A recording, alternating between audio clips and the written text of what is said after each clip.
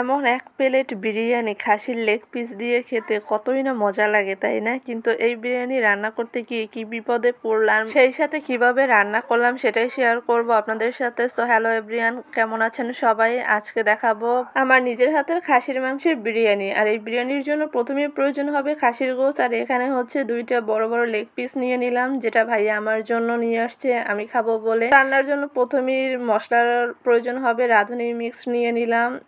এরপর half cup টক দই নিয়ে নিলাম। আর টক দইটা আমি একটু ভালো করে ফেটিয়ে নিলাম, যাতে করে এটা দানা কেটে না যায়। এরপর এর মধ্যে দিয়ে দেবো বাদাম বাটা। আমি এখানে চীনা বাদাম বাটা দিয়েছি, আপনারা চাইলে অন্য যে কোনো ধরনের বাদাম বাটা দিতে পারেন। এরপর দিয়ে দেবো কিশমিশ বাটা, খুব ভালো করে মিহিন করে কিশমিশ বেটে নিলাম। এরপর মশলা দিয়ে দেবো, প্রথমে জিরা বাটা দিয়ে দিলাম, এরপর আদা বাটা আর হচ্ছে রসুন বাটা সব একে একে করে দিয়ে দিলাম। আর কিছু পেঁয়াজ বাটাও সাথে দিয়ে দিলাম।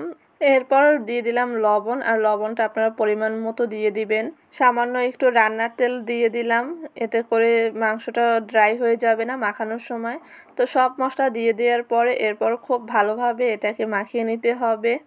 আর মশলাগুলো হচ্ছে আপনারা পরিমাণ মতো দিয়ে দিবেন। আমি আসলে কোনোটা মেপে দেইনি, চোখের আন্দাজে দিয়ে দিয়েছি। এরপর কিছুক্ষণ এটাকে রেস্টে দিয়ে দিলাম। এরপর অন্য একটা কড়াইতে হচ্ছে পেঁয়াজ বেরেস্তা করে নিলাম। আর পেঁয়াজ বেরেস্তার কিছুটা তুলে নিচ্ছি আর অল্প কিছু পাতিলে রেখে দিয়েছি। এরপর গরম তেলে মশলা দিয়ে দিলাম, দারচিনি, এলাচ, তেজপাতা, লবঙ্গ একসাথে গরম তেলের মধ্যে দিয়ে দিলাম। এরপর সাথে দিয়ে দেব কাঁচা পেঁয়াজ এবং মশলাগুলো হালকা বাদামি করে ভেজে নিব। ভাজা হয়ে গেলে এর মধ্যে যে ম্যারিনেট করা মাংসটা ছিল এটা আস্তে আস্তে করে দিয়ে দিব। আর রান্না করার সময় অবশ্যই সতর্কতা অবলম্বন করবেন, কারণ এই বিরিয়ানি রান্না করার সময় আমি একটা বিপদে পড়েছি। কি বিপদে পড়েছি সেটাও একটু পরে দেখতে পারবেন। আর এখানে হচ্ছে আমি ঢাকনাটা একটা লবঙ্গ দিয়ে আটকিয়ে দিচ্ছি, এতে মাংসটা খুব তাড়াতাড়ি করে সেদ্ধ হবে। এরপর চাল নিয়ে নিলাম, পোলাওয়ের চাল।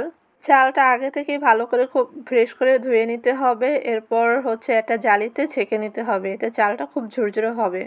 অন্যদিকে মাংসটা বারবার হচ্ছে নাড়া দিতে হবে, যাতে নিচ থেকে লেগে না যায়, এজন্য বারবার নাড়িয়ে দিতে হবে। এই সময় চুলার আঁচটা মিডিয়ামে রাখবেন।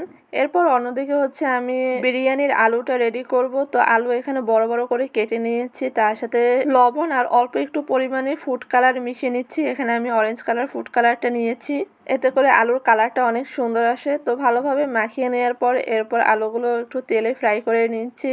খুব সুন্দর করে ভাজা হয়ে গেলে পর উঠিয়ে নেব। অন্যদিকে যে গোশটা চুলায় বসিয়েছিলাম সেটাও প্রায় হয়ে আসছে, তাই কিছুটা কাঁচামরিচ দিয়ে আবার ভালো করে নাড়িয়ে নেব। সেই সাথে যে বেরেস্তা উঠিয়ে রেখেছিলাম তার সাথে হচ্ছে কিছুটা চিনি মাখিয়ে নিব। এরপর এই চিনি মাখা বেরেস্তাগুলো হচ্ছে সরাসরি গোশে দিয়ে দিব, এতে করে মাংস থেকে আরও অনেক সুন্দর একটা ফ্লেভার আসে। আর এটা আপনারা অবশ্যই দেওয়ার চেষ্টা করবেন, এতে টেস্ট দ্বিগুণ বেড়ে যায়। তো এখানে হচ্ছে আমার মাংসটা প্রায় হয়ে আসছে, একদম তেল উপরে ভেসে উঠেছে আর মাংসটা সেদ্ধ হয়ে আসছে। তো এটাকে নামিয়ে নেব। এরপর হচ্ছে একটা পাতিলে আবার তেজপাতা এবং দারচিনি, এলাচ দিয়ে পেঁয়াজ দিয়ে ভেজে নেব ভালো করে। পোলাওয়ের চাল দিয়ে দেব, সেই সাথে লবণ একসাথে দিয়ে দিব।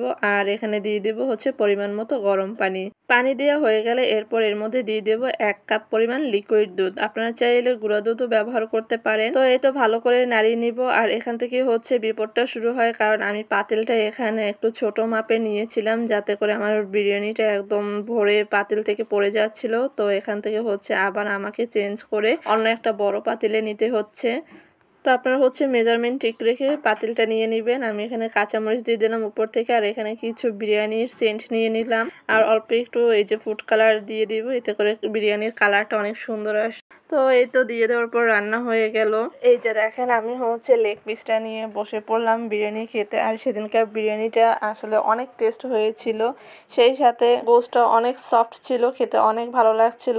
আর এখানে হচ্ছে বৌমনি কিছু সালাদ কেটে দিয়েছে, টমেটো, পেঁয়াজ, শসা লেবু সব মিলিয়ে হচ্ছে এত পরিমাণে টেস্ট লাগতেছিল। আজকের ভিডিও এখানেই শেষ। ভিডিওটি ভালো লাগলে লাইক, শেয়ার, কমেন্ট করে পাশে থাকবেন। আল্লাহ হাফেজ।